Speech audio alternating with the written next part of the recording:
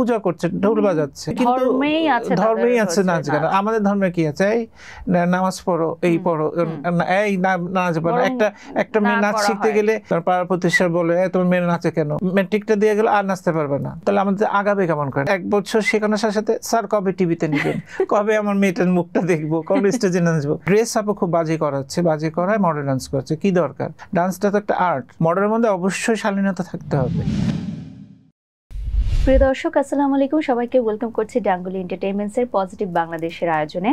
আজকের আমাদের আয়োজনটি খুবই স্পেশাল, কারণ আমাদের সাথে একজন স্পেশাল মানুষ আছে যাকে সচরাচর ইন্টারভিউতে দেখা যায় না। আজকে একদম রীতিমতো জোর করে নিয়ে এসেছি, কারণ তার কথা শুনতে আমার খুব ভালো লাগে এবং আমার বিশ্বাস আপনাদেরও সবার পরিচিত। এবং তার হাত ধরে আজকে বাংলাদেশের নৃত্য অঙ্গনে হাজার হাজার স্টুডেন্ট এবং হাজার হাজার তারকা গড়ে উঠেছে। তিনি আর কেউ নন, আমাদের সবার প্রিয় সোহেল রহমান।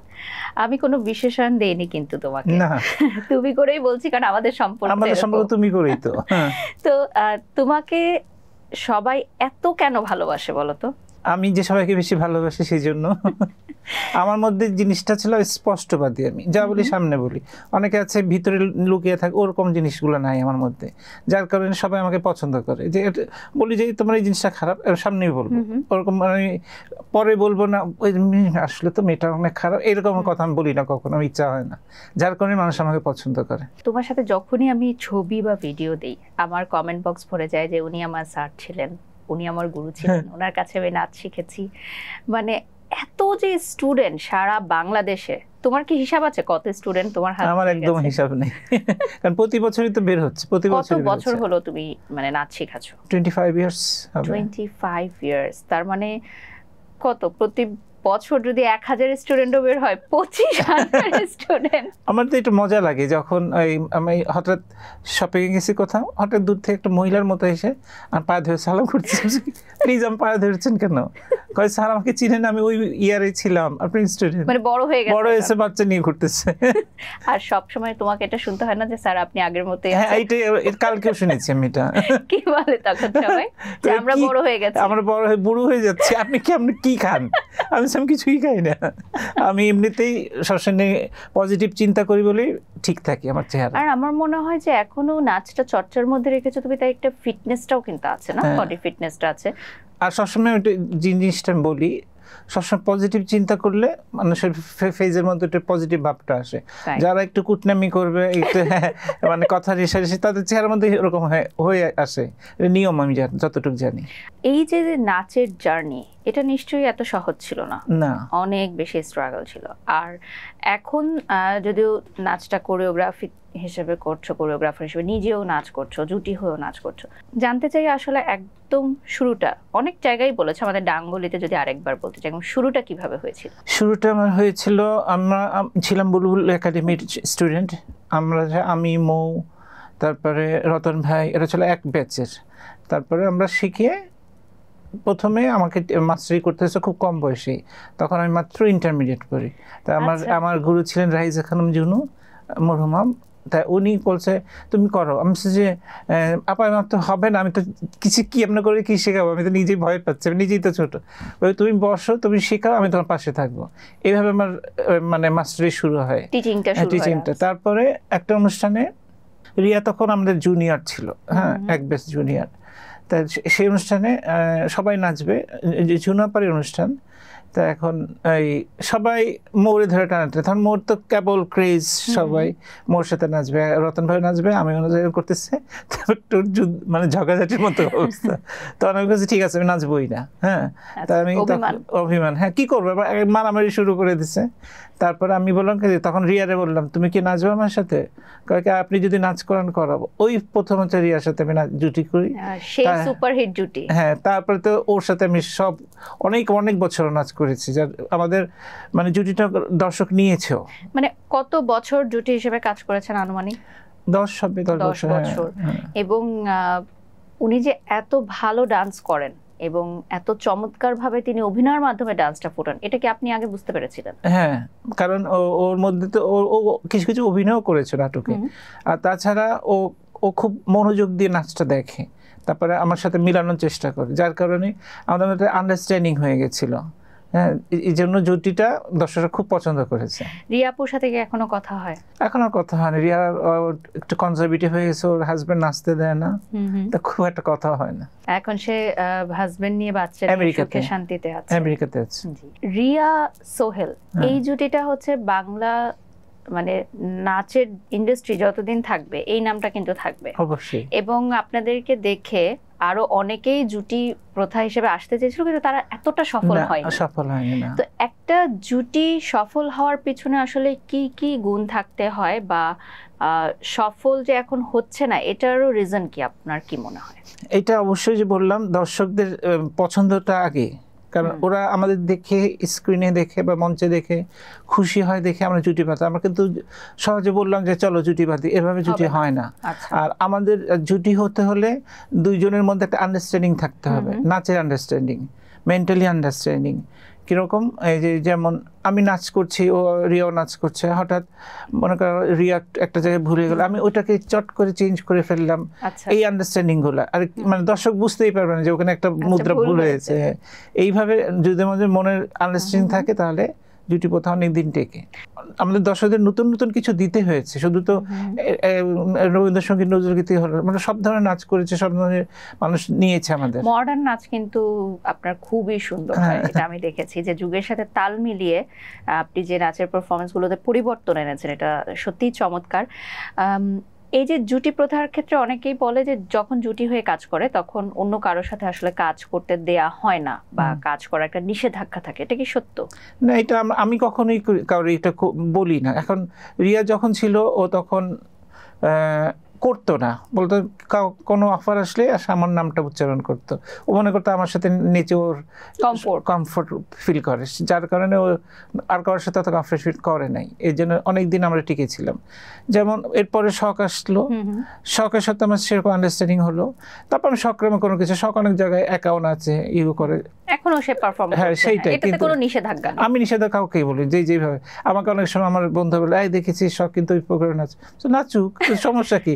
আমার যখন আমার তুমিও তো অন্য, হ্যাঁ সেটাই, আমি তোমার সাথে তো নাচ করেছি, সেটাই বললাম যে এটাতে কোনো তো জুটি প্রথা ভাঙে না, জুটি প্রথা ভাঙবেও না। আবার যখন আমরা একসাথে নাচছি, দর্শক আবার আমাদেরটা পছন্দ করছে। কিন্তু তুমি তো জানো যে অনেক গ্রুপে অনেক ডান্স টিচাররা আসলে নিষেধাজ্ঞা দিয়ে থাকে যে আমার গ্রুপের স্টুডেন্টরা অমুক গ্রুপে নাচতে পারবে না। এটা আছে, কিন্তু আমার মধ্যে এটাকে কি তুমি সাপোর্ট করো? না, আমি সাপোর্ট করি না। আমি মনে করি একটা নৃত্যশিল্পী সব জায়গায় সবার সাথে কাজ করা উচিত, তাহলে সে অনেক কিছু শিখতে পারবে। শুধু আমার আন্ডারে থাকলে তো আমার স্টাইলটা শিখলো, বিভিন্ন কোরিওগ্রাফারের আন্ডারে করলে ওদের নাচগুলো শিখতে পারবে, এতে ওদেরই লাভ হবে। তার মানে এইটা যে প্রথাটা হয়ে আসছে এটা একদমই ভুল, এবং এটা ভুল না, আমি করিও না। নাচের তো এখন যে বর্তমান সিচুয়েশন যাচ্ছে একটু স্লো যাচ্ছে, এটা তুমি জানো যে স্টেজ শো কম, তো যারা আসলে শুধুমাত্র নাচের উপর ভিত্তি করেই আসলে জীবিকা নির্বাহ করছে, মানে যাদের একমাত্র পেশা হচ্ছে নৃত্য, তাদের আসলে এখন কি অবস্থা? যেহেতু তুমি একদম ভেতরের খবরটা জানো। তাদের অবস্থা অনেক খারাপ এখন, কারণ এই যে আন্দোলনটা হলো, আন্দোলনের পর থেকে একেবারেই অনুষ্ঠান কমে গেছে। তার আগে তো করোনা ছিল একটা সময়, করোনা এই সময় একটা কমে গেছে, এই এখন আরো কমে গেছে। এখন যতক্ষণ পর্যন্ত দেশটা সেটেল হচ্ছে না, তার মানে এইভাবেই চলতে থাকবে। এতে ওই আমাদের জুনিয়র নৃত্যশিল্পীদের খুবই অসুবিধা হচ্ছে। ওই যেটা তুমি বললা, যারা নাচ নিয়ে জীবন চলে, তাদের তো অবশ্যই অসুবিধা হচ্ছে। আমাদের তো না হয় পাশাপাশি অনেক কাজ করি, যার কারণে আমাদের অসুবিধা হয় না নাচ না করলে। একটা সঞ্চয় তৈরি করে ফেলেছে তোমরা দীর্ঘদিন কাজ করাতে, ওরা তো এখনো সঞ্চয় তৈরি করতে পারেনি। আর ওরা তো সেরকম রেমুনারেশনও পায় না, আমাদের মতো তো পায় না। আমরাই তো রেমুনারেশন পাই না, ওরা কিভাবে পাবে? তুমি বলো, এটা নিয়ে কথা বলতে হবে তোমাকে। আজকে এজন্যই আমি ডেকেছি যে সব সেক্টরে দেখি বাজেট থাকে, শুধু নাচের সময় আসলেই বাজেট থাকে না। এইটা আমি মনে করব কিছু কিছু নৃত্য পরিচালকের দোষেই। কারণ আমি বলি, গানের লোকরা একটা ইউনিটি থাকে, নাটকের লোকদের ইউনিটি আছে, আমরা এত টাকার নিচে কেউ করবো না। হ্যাঁ, আর আমাদের মধ্যে আমি হয়তো একটা অনুষ্ঠানের জন্য 2 লাখ চাইলাম, অন্যজন ওটা 60-70 হাজার করে দিচ্ছে, ফ্রিও করে দিচ্ছে। তখন ওই যারা আয়োজক তারা তো মাগনাই পায়, তাহলে আমি কেন ওই সোল আমরা এত পয়সা দিব? নাচ হলেই হলো, এখন আর ওই দরকার নেই যে ওরই লাগতে হবে, এমন কোনো কথা নেই। তো এই যে নাচের অঙ্গনের মানুষরাই আসলে নাচের এই পারিশ্রমিকটা কমিয়ে দিয়েছে, বা কম্পিটিশনের জন্য দেখা যাচ্ছে যে তোমার চেয়ে কম টাকায় আমি করে দিব। এই প্র্যাকটিসটা আসলে কেন শুরু হয়েছে, কবে থেকে? তোমাদের সময় নিশ্চয়ই ছিল? আমাদের সময় ছিল না, তার এটার পরের জেনারেশন থেকে শুরু হয়েছে। নাম বলতে চাই না, এটা তুমি জানোই, অসুবিধা নেই। কিন্তু কথা হলো যে এটা করে তো কোনো লাভ হলো না, এটা করে তো নাচের জগৎটাকে ক্ষতি করছে। মানে ওরা সস্তায় সস্তায় নাচ পেয়ে যাচ্ছে আয়োজকরা, তাই না? এই ইভেন্টটা তো এখন যাকে কমিয়ে নিতে পারবে তাকেই রাখবে, কারণ তারাও তো নিজেদের কাছে পয়সা সেভ করবে। এই জন্য তো এই অবস্থা হয়ে গেছে এখন। তো এই যে নাচের সেক্টরে যে বাজেটটা কম হচ্ছে, দিনের পর দিন আরো কমে যাচ্ছে, তো এটা নিয়ে নৃত্যশিল্পী ফাউন্ডেশন যে আছে, যেখানে তুমি মেম্বার আছো, আমিও আছি, তো ওখান থেকে কোনো পদক্ষেপ কি নেওয়া হয়? না, ওটা নৃত্যশিল্পী ফাউন্ডেশনটা একটু কম সময় তৈরি হয়েছে, 1 বছর হবে। তো আমরা আস্তে আস্তে কাজ করছি, এই নিয়ে আলোচনা হবে, আর মানে বিভিন্ন পদক্ষেপ নিচ্ছি আমরা। এই সামনে 29 এপ্রিল আমাদের নৃত্য দিবস আছে, ওটা উপলক্ষে আমরা মহিলা সমিতিতে অনুষ্ঠান করছি, আবার শিল্পকলাও করছি। তা আস্তে আস্তে আমরা এই সেক্টরটা আমরা দেখবো সব। আমি দরকার নেক্সট মিটিংয়ে আমি এই তোমার কথাটা আমি তুলবো, পারিশ্রমিক ব্যাপারটা যেন একটা ফিক্স পারিশ্রমিক হতে হবে, খুব যে বেশি হতে হবে বা কম হতে হবে তা না, যাতে সব নৃত্যশিল্পীরা কাজ করতে পারে, আমি এটা মনে করি। নৃত্যশিল্পী ফাউন্ডেশনের প্রসঙ্গ যেহেতু আসলোই, তো এই ফাউন্ডেশনের আসলে মূল কার্যকারিতাগুলো কি কি, সারা বছর জুড়ে কি কি তোমরা করছো?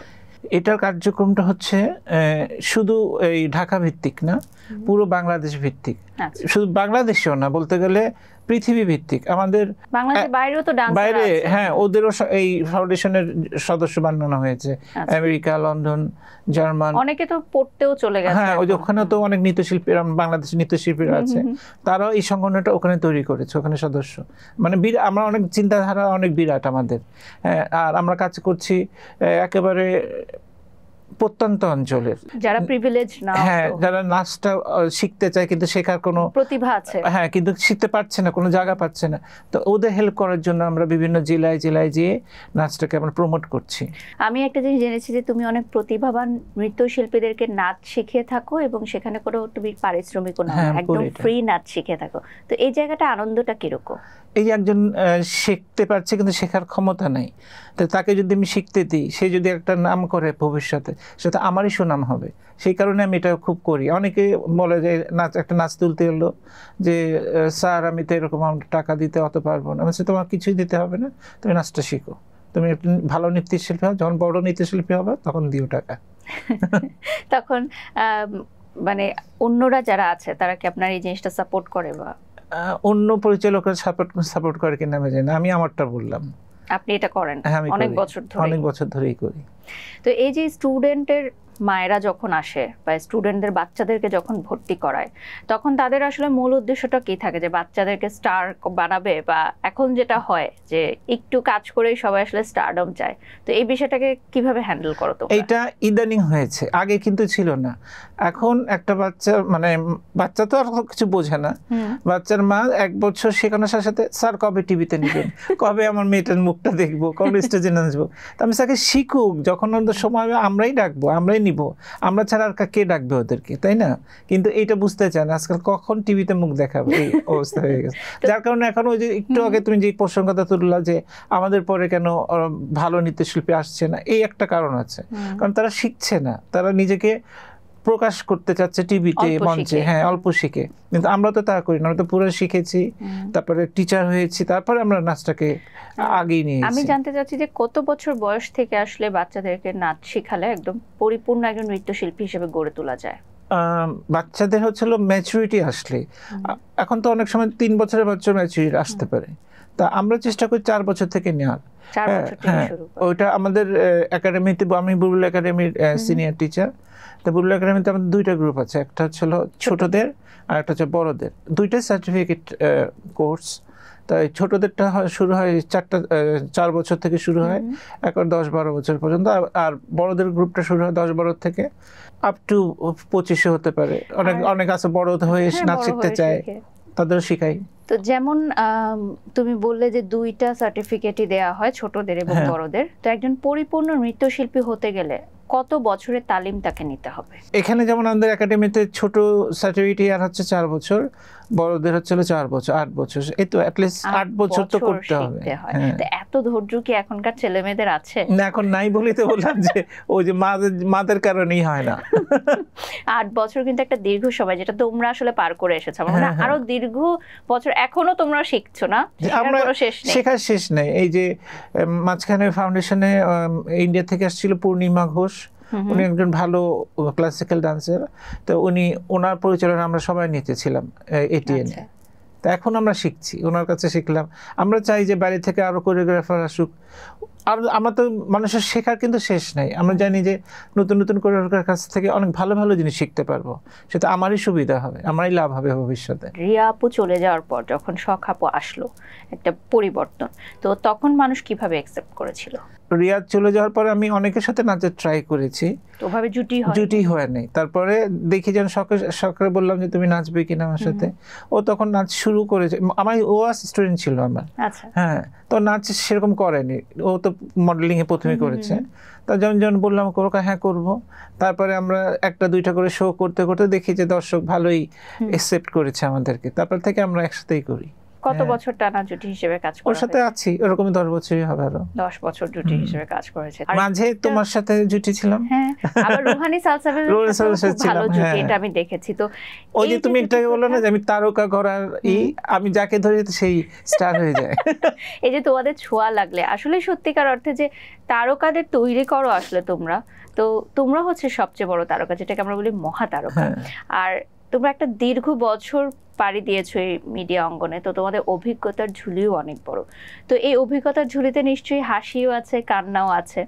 তো এরকম কোনো সিচুয়েশন কি আছে যেটা আসলে তোমাকে এখন অনেক কষ্ট দেয়, কোনো অনুষ্ঠান বা কোনো ইন্টারন্যাশনাল শো বা কিছু? আমার কষ্ট একটাই, সেটা হচ্ছিল এই নাচ শেখাটা আমার মার কাছ থেকে। হ্যাঁ, আমরা ছিল 4 ভাই, আর মা ছিল নৃত্যশিল্পী অনেক আগে। তাই তখন বিয়ের আমার আম্মাকে বিয়েও করে, কিন্তু আমার ফুপু একটা স্টেজে দেখেছে, দেখে বলে যে এই মেয়েটাকে আমার চাই, নাচ দেখেই চায়, কিন্তু বিয়ে দেওয়ার পরে আর নাচতে দেবে না আমাকে। তখন আমার তখন সামাজিক অবস্থা আসলে ওরকম ছিল, হ্যাঁ, মানে কনজারভেটিভ ছিল। তারপর দিল না, তারপর আমার তো খুব মন খারাপ। একজন শিল্পীকে আটকানো কিন্তু খুবই খারাপ জিনিস, তার শিল্প প্রতিভা যদি প্রকাশ করতে না পারে। হ্যাঁ, তখন আমরা 4 ভাই, আমার 3 ভাইকে চেষ্টা করেছে আম্মা, কেউ শিখবে না। পরে আমি ছিলাম ছোট, আমি দেখলাম আমার প্রতি ইন্টারেস্ট আছে, যে যখন দুধ খাওয়ার জন্য আমি কাঁদতাম, আম্মার কাছ থেকে শোনা আর কি। তো আম্মা বলে ঘরের দরজা সিটকে আটকে নাচতো, আর আমি হাতে তাই দিতাম। তখন থেকে বুঝলে যে আমার মধ্যে ব্লাডের নাচ আছে। তারপর আস্তে আস্তে উনি তখন তো শেখানোর কোনো জায়গা ছিল না, তো উনি টেপ রেকর্ডার চালায় নাচ নিজে শিখাতেন। তার মানে প্রথম গুরু আপনার মা বলতে গেলে। তারপরে ফার্স্ট স্টেজে যখন উঠি তখন আমার বয়স হচ্ছিল 4 বছর। আমি একটা স্টেজে নাচছি, আমার মা পাশে থাকতে হবে না, তো আমি তো নাচ ভুলে যাবো, কারণ সে অন্য কাছ থেকে শেখাতো। তা উনি উইন্সার এই ডান দিকে আছে, আর আমাকে বলছে অডিয়েন্সের দিকে ফিরে নাচতে। তা আমি পুরোটা ঘুরে এই দিকে নাচতেছি, তো দর্শকরা বলতেছে যে এই বাচ্চাটা আমাদের দিকে তাকায় এদিকে কেন, তো সবাই দেখেছে মার দিকে তাকায় আছে। এইটা আমার ফার্স্ট নাচ, সো সুইট, কারণ অভ্যাস হয়ে গেছে আমার দিকে তাকাতে। তখনকার সময় আসলে ছবি ভিডিও ছিল না যে এটাকে আসলে ধরে রাখা যায়, তাই না? জাস্ট মেমোরিতেই আছে সেটাই। তো পরবর্তীতে এখান থেকে নাচের শুরু টোটালি মায়ের ইন্সপিরেশন। তারপর আমার আব্বা ছিল ডাক্তার ছিলেন, তা উনি ট্রান্সফার হয়ে ঢাকায় আসেন। ঢাকা আসার পর আম্মা বললো যে তোর তো এইভাবে নাচ শেখা হবে না, কারণ কিছুই তো শিখতে পারবি না। তারপর নিয়ে আম্মা আমাকে বুলবুলের একাডেমিতে ভর্তি করে দেয়। তখন কত বছর ছিল বয়স? তখন হচ্ছিল আমার 6 পরে এরকম। তা বললো তুমি একটু একাডেমিক্যালি নাচ শিখতে পারলে তুমি কিছুই নলেজ আসবে না, তুমি এরকম গানের সাথে কতদিন নাচবে, তুমি তো নাচটাকে জানতে হবে, তাল জানতে হবে, মুদ্রা জানতে হবে। এইভাবে আস্তে আস্তে একাডেমিতে ভর্তি হই। তাই যে বললাম যে যখন ইন্টারমিডিয়েট, তখন আমার মাস্টারের মধ্যে ঢুকাই দেয় জন্য। তো এই যে শিক্ষকতা এত ছোট বয়সে শুরু করা, পরবর্তীতে বিভিন্ন স্কুল কলেজেও তুমি শিখিয়েছো এবং এখনো তুমি টিচিং করছো, তো টিচিংটাকে কিরকম এনজয় করো? আমি ভীষণ এনজয় করি টিচিংটাকে। এখন আমার যে ধৈর্য আছে, যে এখনো আজকেও ক্লাস ছিল, ক্লাসে একবার হয়ে আমি যেহেতু তুমি ডেকেছো 6:30 একটু চেহারাটা দেখা আবার চলে আসছি, মানে আমার যেতেই হবে কোনো সময় মেনটেন করো। খুবই আমি কোনো কাজ থাকুক না থাকুক ক্লাস মিস দিই না সহজে। হয়তো অনেক বাচ্চারা আসে না, তাদের বিভিন্ন পরীক্ষা থাকে তো আমি কখনোই মিস দিই না পারতে। এখন দেশের বাইরে গেলে সেটা আলাদা কথা। তো দেশের বাইরের প্রসঙ্গ যেহেতু আসলো, অনেক অনেক অনুষ্ঠান করেছো, আমার মনে হয় তুমি দেশের বাইরে সব জায়গায় অনুষ্ঠান করে ফেলেছো। বাদ দেই পৃথিবীর কোথাও বাদ দেই। আমার আর তোমারও খুব মজার স্মৃতি আছে, মালয়েশিয়াতে আমরা শো করতে গেছিলাম। তো দেশের বাইরে শো করতে গেলে বোঝা যায় যে প্রবাসীরা আমাদেরকে কতটা ভালোবাসে, তোমাকে কতটা ভালোবাসে। মানে এয়ারপোর্ট থেকে আমি দেখেছি তোমার যে স্টারডম, সবাই তোমাকে এক নামে চেনে। আমার মনে হয় বাংলাদেশের হিরোদেরকেও মানুষ এত চিনে না যতটা সোহেল। এত বলো না, সত্যিকার অর্থে। তো এই যে বাংলাদেশের বাইরে যে তোমার এত ফ্যান ফলোয়ার, এটা কিভাবে তৈরি হলো? এটা দীর্ঘদিনের, আমি নাচ করি বলে মানুষ আমাদেরকে চেন। ওই যে যেই সময়টা আমরা নাচ করলাম, তুমি বললা যে ওর পর আর জুটি হয় নাই, তো ওই সময় মানুষ একটাই চ্যানেল ছিল বিটিভি, তো ওইটাইতে তো মানুষ বেশি দেখতো। হ্যাঁ, যার কারণে আমাদের ফেসটা সবার মাথার মধ্যে ঢুকে গেছে। এখন তো বিভিন্ন চ্যানেল হয়ে গেছে, বিভিন্ন জায়গা নাচ হচ্ছে। এখন কোন চ্যানেলে কখন নাচ হবে দর্শক তো জানে না। তখন কিন্তু ফেসবুকও ছিল না, এত প্রচার প্রসারও ছিল, তারপরও তোমাদেরকে মানুষ এক নামে চেনে। যেমন শিবলি ভাই, নিপাপা, আমি, রিয়া। তা এই জন্য পরে তখন আমাদের ছাড়া তার দেখার কিছু নেই, বিটিভিতে দেখতে দেখতে আমাদের নাম মুখস্থ হয়ে গেছে। যার কারণে এখন হয়তো ওই বাপ মারা হয়তো ছেলে মেয়েদেরও বলছে, জানিস উনি একটা নৃত্যশিল্পী, এইভাবে হয়তো আমরা এখনো মুখেই এখন এই জন্য মানুষের মনে এখনো আমরা আছি। আর এখন এই যে ভাইরালের যুগ, এত ছবি, এত নিউজ, এত ভিডিও আসলে তাও মানুষ কিন্তু মনে রাখতে পারে না। কত টিকটক করছে, কিছুই মনে রাখতে পারে না। তো সেটাই বলছিলাম যে প্রতিভা আসলে এমন একটা জিনিস যেটা দীর্ঘদিন টিকে থাকাটা আসলে একটা চ্যালেঞ্জ। আসলাম, জয় করলাম, চলে গেলাম, এরকম না। এই যে নাচের দীর্ঘ পথ পাড়ি দেওয়া, নৃত্যের জায়গাটা আসলে এখন কেমন? এখন তো অনেক মডার্ন ডান্স চলে এসেছে, মডার্ন হয়ে গেছে ডান্স, অনেকে বলে যে অপসংস্কৃতিও ঢুকে গেছে। তো এটা তুমি কিভাবে বিশ্লেষণ করতে চাও? আমি একদমই এটাকে সাপোর্ট করি না, কারণ আমি দেখেছি মডার্নের মধ্যে অবশ্যই শালীনতা থাকতে হবে। কারণ অনেক দেশে নাচ হচ্ছে না মডার্ন, তারা তো ওরকম। আমাদের দেশে দেখি কিছু পরিচালক আছে খুব ড্রেস আপও খুব বাজে করায় মডার্ন ডান্স করছে। কি দরকার? ডান্সটা তো একটা আর্ট, মডার্ন করে যাই করে, ড্রেস আপটা সুন্দর করে, তাতে আমার, কারণ দর্শকদের সবার রুচি কিন্তু এক না। হ্যাঁ, অনেকে হয়তো তালি দিবে, কারণ অনেকে হয়তো চোখ তাকাবেই না, ঘুরায় রাখবে এইসব ড্রেসের কারণে। আমি দেখেছি তোমরা যখন নাচ করতে, তোমরা খুবই শালীন পোশাক পরতে, যে ফ্যামিলি সহ যাতে নাচ সবাই দেখতে পারে, এবং স্টেপগুলো এত সুন্দর, খুবই মিনিংফুল স্টেপ ছিল। এখনকার ডান্সের স্টেপগুলো দেখা যায় যে গান এক ধরনের, স্টেপ আরেক ধরনের হয়, তাই না? তোমাদের তো অনেকটা নাটকীয়তা ছিল, তাই তো? আমরা একটা গানকে আমরা আগে শুনতাম, অনেকবার ফিল করতাম, এখনো, তারপরে আমরা একটা কম্পোজিশনে যাই। আর এখনকার মনে হয় ওরা শোনেও না গানটা, যারা আছেন তারা মানে না শুনে মনে হয়তো আকাশ দেখাবে, দেখবেন মাটি দেখাচ্ছে। আসলে সেটাই, আমিও বুঝি না ওদের কোরিওগ্রাফিগুলো, আমিও বুঝতে পারি না। মানে আমার মনে হয় যে তোমাদের আগেরকার নাচগুলো তো এখনো ইউটিউবে আছে, তো দেখি যে প্রত্যেকটা নাটকের মতো, অভিনয়ের মতো। তো নাচ শিখতে হলে অভিনয়টা জানা কি খুব গুরুত্বপূর্ণ। নাচের আমাদের বইয়ের মধ্যে একটা পার্ট আছে অভিনয়, তারপর মানে কত রকম রস আছে। হ্যাঁ, রস মানে এক্সপ্রেশন। তুমি আমি তোমাকে একটা সাধারণ উদাহরণ দিই, তাহলে বুঝবা। এই যে যারা এখন নাটক করছে, ম্যাক্সিমাম কিন্তু নাচের শিল্পী। এই যে যেমন শখ বলো, তারপরে ওই যে রিচি, শ্রাবন্তী, তারপরে চাঁদনি, নাদিয়া, তুমি, সব কিন্তু নাচের থেকে আসছো। এই জন্য তোমার অভিনয়টা ভালো পারো। কেন পারো? ওখান থেকে এক্সপ্রেশনটা শিখে আসছো। যার কারণে দেখবো যে একটা নর্মাল অভিনেত্রীর থেকে নাচের মেয়েরা ভালো অভিনয় করছে। আমি তাই দেখি, কারণ তাদের একটা অভিজ্ঞতা আছে, ওই নাচটা শিখে এসছে, যার কারণে নাটকে তাদের অসুবিধা হয় না। আবার অনেক সময় দেখা যায় যে আয়োজকদের অনেক সেলিব্রিটি ডিমান্ড থাকে, যারা আসলে নাচ করতে পারে না কিন্তু জোরপূর্বক নাচানো হয়। এই নিয়ে কিন্তু ফেসবুকে অনেক ট্রল হয়, ফেসবুকে অনেক আলোচনা হয় যে অভিজ্ঞ নৃত্যশিল্পীরা কাজ পাচ্ছে না, কিন্তু অনভিজ্ঞ যারা আছে শুধুমাত্র স্টারডমের জন্য তারা আসলে অযোগ্যদেরও নাচের লিড ক্যারেক্টারে দেওয়া হচ্ছে। তো এই বিষয়টা নিয়ে তুমি কি আলোচনা করতে চাও? এটা আজকাল ট্রেন হয়ে গেছে, মানে এখন আর ওই যে সত্যি কথা বলছে যে নৃত্যশিল্পীদের ডাকা হয় না, একটা প্রোগ্রাম হলে সিনেমার নায়িকাদের ডাকানো হচ্ছে, যারা নাচ সম্পর্কে জানেও না, তারা হয়তো ধাক্কাধাক্কি করছে স্টেজ, মানে গানের মধ্যে আর কি, যেহেতু জানে না তাই পরের স্টেপে কি দিতে হবে, স্টেপ দিতে হবে সেটা তো জানে না, হয়তো রিহার্সাল করেছে দেখে হয়তো স্টেজে ভুলে গেছে, তখন কি করবে আর ধাক্কাধাক্কি করছে। এই হচ্ছে আমাদের নাচের অবস্থা এখন। এইটার আসলে কি করার আছে? তোমরা যারা অভিজ্ঞ নৃত্যশিল্পী আছো তারা কিন্তু যোগ্যরা ঘরে বসে আছে, সত্যি কথা, তাদের কিন্তু অনুষ্ঠান কম রয়েছে হাতে, অযোগ্যদের অনুষ্ঠান বেশি রয়েছে হাতে। তো এটা আয়োজকদের উদ্দেশ্যে তুমি কি বলতে চাও? মনে হয় যুগের ডিমান্ড, এখন কি করবে, এখন হয়তো একটা দর্শক বা আয়োজকরা মনে করে যে একটা সিনেমার মেয়েকে দিলে যতটুকু দর্শকরা নিবে, এখন একটা নৃত্যশিল্পী নিয়ে ওভাবে চিনবে না হয়তো ওরা ভাবে, কিন্তু আগে তো সুযোগ দিতে হবে, কিন্তু সে চিনে কি না চিনেই ওরা সিনেমার লোকদের দিয়ে নাচাচ্ছে, যেটা আমি একদম সাপোর্ট করি না। সিনেমার লোকরা করবে কিন্তু জেনে আসতে হবে, হ্যাঁ জেনে আসতে হবে, নাহলে নাচবা কেন, দরকার তো নেই। এই যে নাচের অঙ্গনে তোমার গুরু কারা, বা যাদেরকে তুমি আসলে আইডল মনে করো, এরকম 3 জনের নাম যদি বলতে।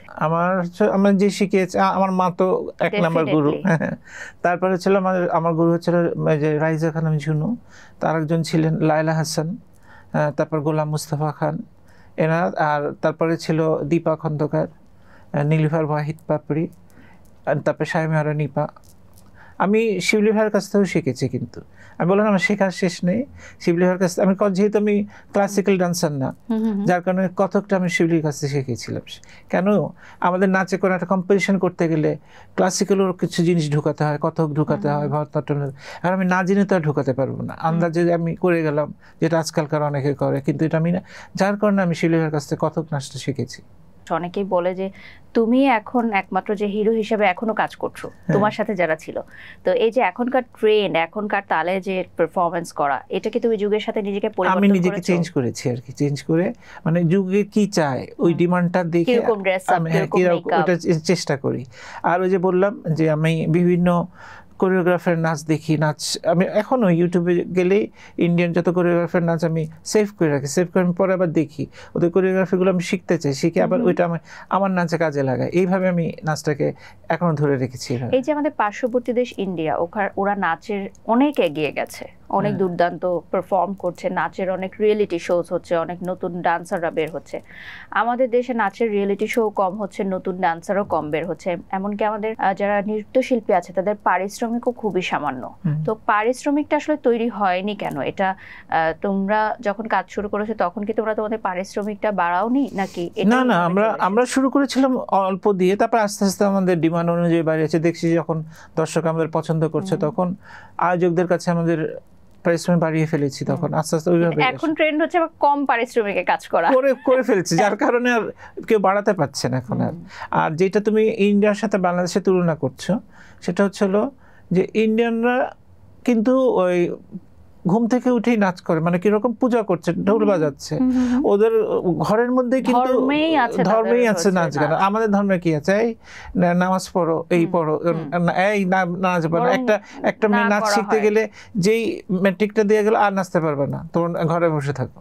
তাহলে আমাদের আগাবে কেমন করে না, আমাদের দেশের সংস্কৃতি বিশেষ করে নাচটা তো আগাতে পারছে না এই কারণে। মানে নাচটাকে অনেকেই নেগেটিভ চোখে দেখে, বাবা মারা নেগেটিভ চোখে দেখে, এটা তুমি বলতে চাচ্ছো? তারপর মেয়েদের বিয়ে হওয়ার পর আরো দেয় না, কারণ পাড়া প্রতিষ্ঠা বলে তোমার মেয়ের নাচে কেন, খারাপ হয়ে যাবে, এই হবে সেই হবে, যার কারণে নাচে মেয়েদের বেশি দূর আগাতে পারে না। ছেলেরা তাও চেষ্টা করে অনেক দূর আগাতে। এমনকি আমরা অনেক সেলিব্রিটিদেরও দেখেছি যারা অনেক প্রতিভাবান, বিয়ের পর কিন্তু আর তারা করে। এই যে আমরা প্রথমেই বলে দিলাম যে রিয়া ওর হাজবেন্ড নাচতে দেবেন, আর নাচটা ছেড়ে দেবো, কত সুন্দর নাচতো, হ্যাঁ, কিন্তু এখন আর একদমই নাচে না। তো তোমার এরকম কোনো মজার স্মৃতি আমাদের সাথে শেয়ার করতে চাও? নাচের অনেক মজার স্মৃতি যে এখনো মনে পড়লে অট্ট হাসি চলে আসে নিজে নিজেই। তুমি যেমন বলো যে ইদানিং আমি পাংচুয়াল, আগে একটু ঢিলামি ছিলাম, যখন একদম মানে ইয়া ছিল ডিমান্ড, ঢিলা সময় নিয়ে ভাবতাম না। তা তখন হয়েছে কি, একটা জায়গায় রিয়া আর আমার নাচের কথা, টিএসসি না কোথায়, তা তখন ও যে বসে আছে রেডি হয়ে, তা আমার কী কারণ যেন দেরি হয়ে গেছে। তারপরে আমি যখন ঢুকেছি দেখি যে রিয়াও নাই, প্রোগ্রাম শেষ প্রায়, পরে আমি রিয়ার বাসায় গেলাম, কাজে চলে আসছিস কেন, তুই কার সাথে কি করতে গেছিল এখানে, বলছে নাচ করতে। কই কাকে নাচ দেখাবো তুমি, নাচ তো শেষ। পরে এইটা নিয়ে একাই নেচে ফেলেন? পরে একাই নেচেছে। তো আর যখন দেশের বাইরে তোমরা যাও অনুষ্ঠান করতে, তখন কোনো মজার স্মৃতি আছে কি? একবার এমনি এরকম কোথায় জার্মানি না কোথায় আমরা মার্কেটে গেলাম, সবাই মার্কেটে করে যাচ্ছি, তো এখন সবাই এত মার্কেটের মধ্যে গভীর মনোযোগ হয়ে গেছে, পরে দেখি সবাই বাসে চলে গেছে, আর আমি আরেকজন যেন কি ছিল আমার সাথে, আমরা দুজনে খুঁজে পাই না। তারপরে অনেক কষ্টে মানুষের জিজ্ঞেস করে হোটেলে যেতে হয়েছে, না ভাষাও বুঝে না। তো এই যে এত চমৎকার স্মৃতি, এত চমৎকার অভিজ্ঞতা, এখন দিন শেষে কি মনে হয় যে না আমি যা হতে চেয়েছিলাম হয়েছি, নাকি কোনো আফসোস রয়ে গেছে যে নৃত্য অঙ্গনে আমি এটা চেয়েছিলাম হয়নি? না, আমার কোনো আফসোস নেই। আমি এই তুমি যেমন বলেছো যে তোমাকে এক নামে চিনে, তো সেটাই যদি হয় তাহলে তো আফসোস থাকার কথা না। ডেফিনেটলি। অনেক নৃত্যশিল্পীরাই আসলে অভিযোগ করে যে নাচ করে আসলে গাড়ি বাড়ি করা যায় না, এটা কি সত্য? এক সেন্সে সত্য কথা, কারণ তোমাকে কিন্তু প্রথমেই বলেছো যে পারিশ্রমিক কম, আর নাচের ক্ষেত্রে অনেক কিন্তু খরচ। এটা তুমি দর্শকদের বলো যে আসলে কতটুকু খরচ হয় একটা নাচের পিছনে? সেটা যদি আয়োজকরা চিন্তা করতো তাহলে তো আমাদের টাকাটা একটু বাড়িয়ে দিত। আমাদের হচ্ছে রিহার্সেল একটা অনুষ্ঠান করতে গেলে মিনিমাম 5-6 দিন রিহার্সেল করতে হবে, ওখানে একটা নাস্তার খরচ আছে, হল ভাড়া আছে, ফ্লোর ভাড়া দিতে হয়, তারপর আবার ওই কি গান হবে সেই গানের সাথে আবার ড্রেস বানাতে হবে, তারপর জুয়েলারি কিনতে হবে। সেটা এখন তো হ্যাঁ, সেটা হয়তো নায়িকারা না হয় বললাম তোমারটা তুমি করো, কিন্তু এখন গ্রুপের যে ছেলেমেয়েরা ওরা তো নিজে খরচ করবে না, সেই খরচটা আমাদের। ও একরকম শাড়ি পরানো, একরকম গয়না পরানো, এগুলো তো কিনতে হয়। তো এই করতে করতে আমাদের তো নাচে পয়সা থাকে না, কিছুই থাকে না। At the end of the day তোমাদের পকেটে আসলে খুব কম টাকাই থাকে। হ্যাঁ, আর নাচটাকে ভালো করার জন্য তো তোমরা প্রপসও কিনো, নতুন প্রপসও লাগে। হ্যাঁ, মানে গানের অনুযায়ী যে গানে এইটা প্রপসটা দিলে ভালো হয়। বাজেট দেওয়া হলেও সেটা থেকে আসলে মানে ব্যয়টাই অনেক বেশি হয়ে যায়। হ্যাঁ, মানে মনে করো যে আমরা একটা অনুষ্ঠানে 1,20,30 পেলাম, ওখানে এখন আর্টিস্টদের দিয়ে, ড্রেস দিয়ে, অর্নামেন্টস দিয়ে, প্রপস দিয়ে আমাদের হয়তো হাতে 20,000 টাকার বেশি থাকেও না। মানুষ মনে করে যে আমরা কত টাকা নেই, টাকাই থাকে, টাকা নিব কেমন করে। তো আজকে আড্ডা দিয়ে অনেক ভালো লাগলো, অনেক মজা হলো, কখন সময় চলে গেল বুঝতেই পারলাম না। তো এই যে নৃত্য অঙ্গনে সকল যারা তোমার স্টুডেন্টরা আছে এত বছর, যারা বাংলাদেশের বাইরে অজস্র স্টুডেন্ট আছে, তাদের উদ্দেশ্যে আজকে ক্যামেরায় কিছু বলে দাও। আমি সবার উদ্দেশ্যে একটাই বলবো, নাচকে ভালোবাসুন, নাচটা শিখুন, না শিখে স্টেজে উঠবেন না, কারণ নাচটা একটু অনেক জানার বিষয় আছে। গানটা যেমন আমি স্টেজে যে গিয়ে দিলাম, কিন্তু নাচটার মধ্যে তালের ব্যাপার আছে, মুদ্রার ব্যাপার আছে, এক্সপ্রেশনের ব্যাপার আছে। এইগুলো না জেনে নাচ শেখাটা আমি মনে করি না উচিত। তাই নাচকে নিয়ে অনেক ভাবতে হবে, জানতে হবে।